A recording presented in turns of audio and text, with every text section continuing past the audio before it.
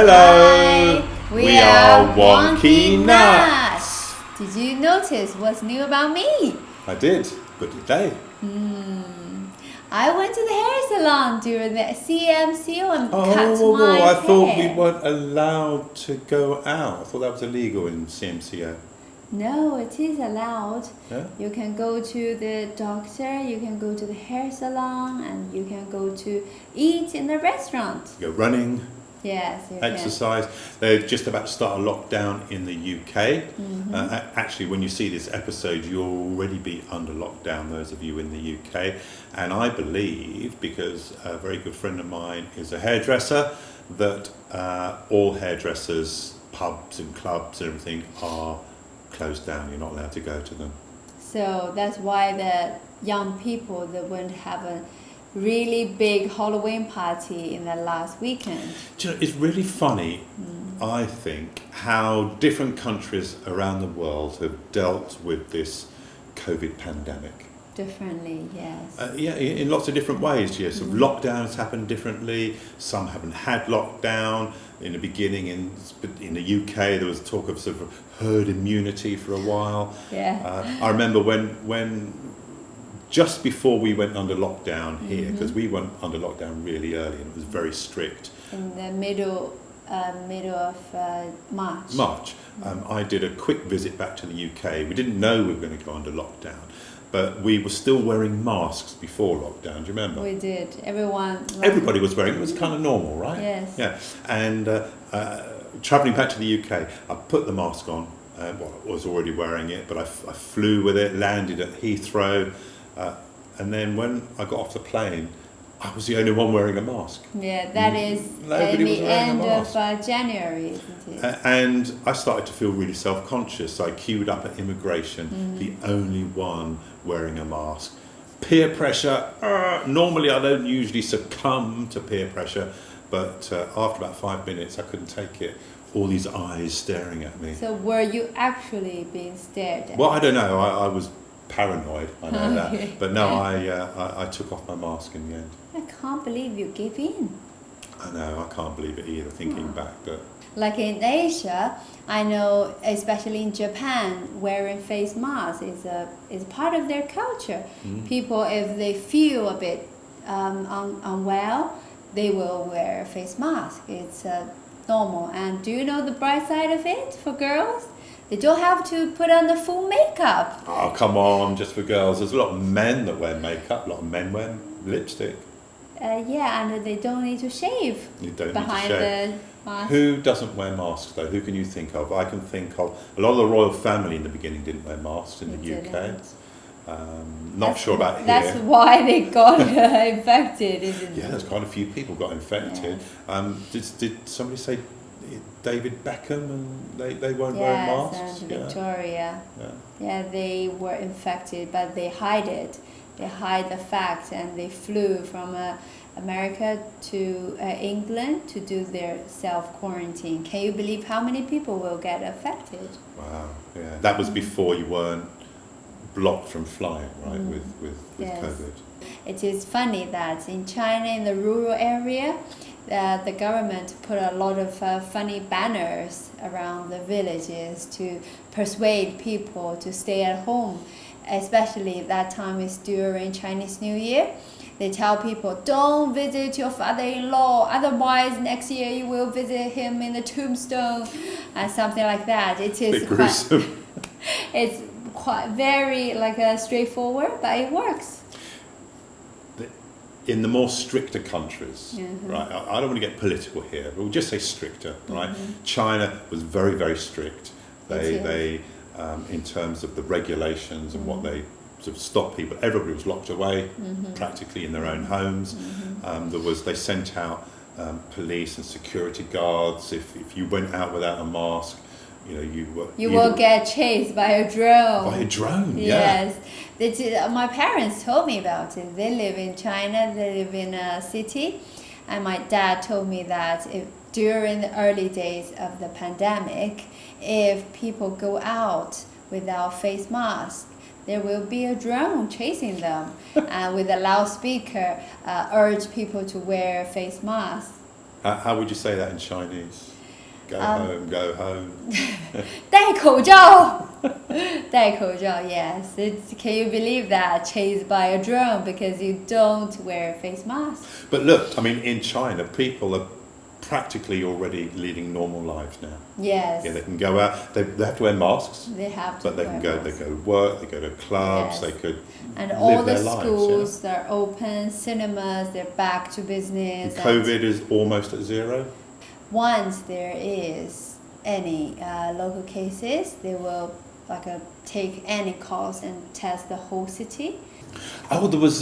They set a world record. Yes, Yeah? it is. In Qingdao, it's a city in the northern part of China.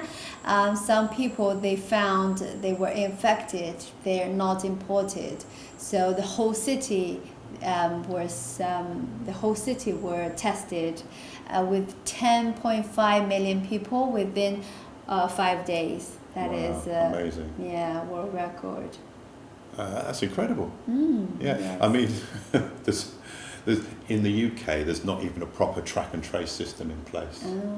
I know since in Malaysia we've had, right from the very beginning in March, we've had an app that we download onto our mobile phones. Yes. And whenever you go into a mall, whenever you go shopping, whenever you go into a building, Even a small shop. yeah. When I go to work, I have to scan a QR code, and it sends the details in the app, and basically it tells you Where you have been. where you've been, so people can track and trace. Yeah. In China, the same.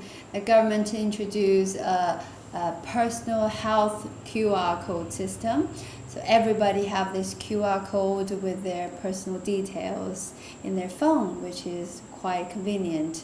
And people, if they want to go on a train, go on a coach or airplane, they have to show the QR code. It's a very mature system already. It's amazing. Yeah, but I can't believe that in the UK they don't have it. I know. It's there you go. You I do don't know why. need some IT help from Maybe, yeah. China. Maybe they do. The lockdowns are all different as well. Like the lockdown in China is different than the lockdown here, which is different from the lockdown in the UK. I think the specific regulations might be different, but the principles are the same. It is wear your face mask, keep social distance, and wash hands, and try to avoid going to big gatherings. And also, I remember it is funny that in the first lockdown in the UK, the government allowed people to exercise for half an hour every day. So some people, they drive a long way to the place they want to have exercise. So the government have more regulations about it. Say if the driving is more than the time you plan to exercise, that's not allowed. But if the driving is shorter than half an hour, it is allowed. There's another funny story, well, quite a few funny stories, but people were getting paranoid, and there was neighbours reporting their neighbours if they did more than one half an hour of exercise. They'd be sort of peeking through the curtains and ringing up the police saying, "My neighbour has gone running for the second time today," and the police just didn't want to know. I mean, so they don't have better things to do at home. I know. Curtain twitchers, they're called. But have you heard that people started to bake at home during the lockdown in the UK? Yeah. Well, I mean, the things you learn. I mean, remember in the first lockdown we had here, I did my running inside, and I actually ran a full marathon one day. Yeah, from the backyard to the front yard in loops.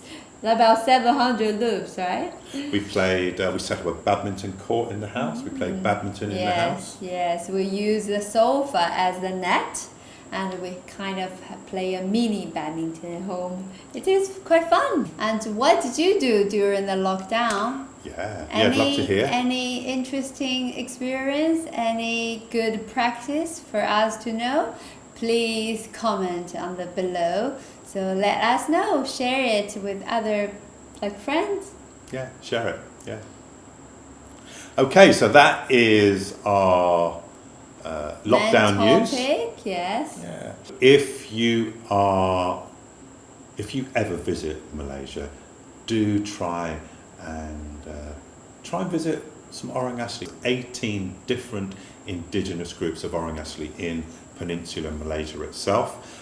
I personally know a lot from one group called the Temiar. I lived with them for a couple of years when I was a teenager and have done a lot of visits with them, and we've been to visit them and we've taken our kids there as well. They are a wonderful people. The Temiar are known as the most peaceful group of people in the world. And if ever you come to Malaysia, or you want to sort of get off the traditional kind of tourist route, try and go and meet some Orang Asli. Get them to they welcome you into their communities. They'll welcome you into their homes. They'll show you some of their crafts. They'll share their meals with you. They'll tell you stories, wonderful stories about. Yeah, they will show you the real jungle, rainforest. Well, where there's jungle left, they'll show it to you. But they will really show you a good time. They're very generous people. If you do, make sure you give back to them as well. They're financially very poor people, so don't just take. Do give something back to them financially if you can. They still keep their old traditional way of life, right? Well, many of them do. Yes, I mean there's many Orang Asli that have done full education. They're university educated. There's Orang Asli lawyers. There's Orang Asli teachers. There's an Orang Asli teacher that is getting a world international award from via UNESCO at the moment. So yes, those that have chosen to come out and be given access to education have done really, really well. Those that wanted to stay in the jungle haven't been so fortunate because the corporations, the logging companies have practically flattened or cut down the forests, the jungles of Malaysia. So all you see a lot of palm oil. There's very little of the Orang Asli ancestral lands left, which has hurt them really, really badly. So they need help. They do need support. So if ever you would like to sort of help not only the Orang Asli communities, but if you would like to help yourself, because the Orang Asli are the guardians of our forests. They're the ones that for millennia, for thousands of years, for hundreds of years have looked after our forests in sustainable and ecological ways. But now they're not being allowed to do that because there are no forests left, or very few of the forests left. And that's going to affect our oxygen. We need to help them so that they can help us. Actually, we need them more than they need us. Yeah, boleh tatu koi temia, moksen oi nam kiot maye, elok gapmed, la. Very impressive. That's Temiar language. That's Temiar language. Yeah, just a little bit. Okay, when you're talking about the deforestation, it's a bit heavy. Shall we move to the next section? The next section is Ming's section. Ding, ding, ding, ding. Woo, Ming's woo. Ming's funny funny news. news. Ming's funny news. Ming's Okay, enough. 本周的搞笑新闻由我来呈现哦。这个故事呢，发生在美国，是一个关于 bro code 的故事。在美国的密歇根州啊，有一位专门修理 iPhone 电子产品的一个修理工。有一天呀，有一对夫妇来到他的店里，说，这个丈夫的手机开不了机了，希望他能够修理一下。简单的检查了一下，这个修理工告诉这对夫妻不是什么大问题，1个小时后过来取。当这个夫妇离开之后，修理工他打开机器，发现有100元的美钞，还有一个字条，上面的字条是这位丈夫留给他的，说请告诉我的妻子，这个手机修不好了，因为他要检查我的通话记录，这100块钱是你的啦，谢谢。看到这个字条，这个修理工有点为难了，他又不想去掺和这个夫妻的家里事，他一方面又觉得自己不应该骗这个妻子，应该怎么办呢？正当他犹豫的时候，这个妻子回来了。原来他们两个离开了店里呢，就吵架了。妻子呢，首先回到了店里，就问修理工到底怎么样了。出于诚实，出于正直，这个修理工就把这个事情告诉了妻子。妻子知道了之后呢，很难过，她竟然哭了，告诉修理工说：“我这儿有200块钱，请你帮我修好它。”后来呢，这个丈夫又回到了店里，这个修理工就告诉了丈夫说：“你的妻子已经把手机拿走了。”这个丈夫就很生气说：“你难道没有看到我给你留的字条吗？”当这个修理工把这个故事PO 到了网上，得到了网友非常两面的评论。几乎所有的男士呢都指责他破坏了兄弟法则，也就是男人之间应该给互相打掩护。所有的女士呢都是评论这位修理工有正直，非常正直，非常诚实。最后呢，这位修理工用一句话回应了所有的网友，就是我是由一个女人养大的，这个女人告诉我做人要诚实。这个故事既是有点搞笑，又是令人发人深省。你觉得这个修理工做的对吗？他应该去管这个夫妻的事情吗？还是你也会像他一样告诉这个丈夫告诉妻子事实的真相呢？你觉得兄弟法则是真的有必要吗？把你的评论告诉我吧。好啦，This is my funny news of the week. Now, I confess, I didn't actually understand any words you said this week, but I do know the story. Yeah, I told you about it. You did tell me, and I kind of feel for the man. For the husband? Not the husband, no. The repairman, because I think the husband put him in a difficult situation. Yes. What would you do? It's none of his business, right? Well, it's not his business. And I kind of wonder what our viewers would do in that situation. Like, if you were the repairman, would you have told? But it's the bro code. Bro code. He did actually break the bro code. He did. Yeah. So what would you do if you are the repairman? Well, if it's my bro, it's the bro code, just like you girls have the girls code, right? Seriously? I'm serious. Oh.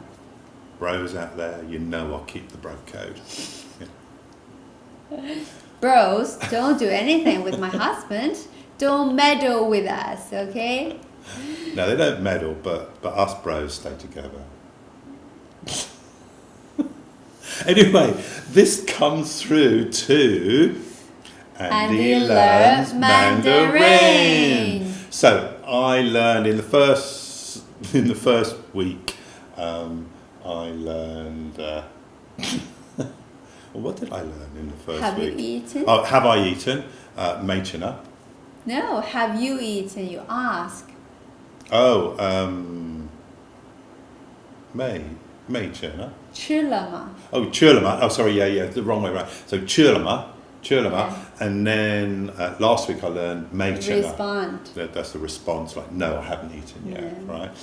I'd like to step away from that. I think that's kind of a nice introductory conversation. I want to link it back to your funny story, news. your funny news. You're still staked yourself in that story. Yeah, well, I'm trying to dig myself out of the bro code, the bro hole. The bro code hole is, I want to imagine that I'm the repairman. Okay. And see, I don't think that a repairman should have meddled or should have got caught up in the first place. So as soon as he's seen the note, before the husband had left, he should have called out and said, don't involve me in your business or something like that. So how would I say that? Oh, you want to express the meaning of don't let me in your business. Exactly. Okay, let's keep it short and sweet. Okay. Nice and simple, okay? I like that. I got it. Short and sweet. Okay, listen, okay? 别把我扯进去. Yes, you know 我, right? Means me. Oh, yeah, beer bao war. Oh, War. war. Beer. It's like beer, like drinking beer. Beer. That's how I remember it. Drink a beer. Me drink a beer. Beer bao war. That's me.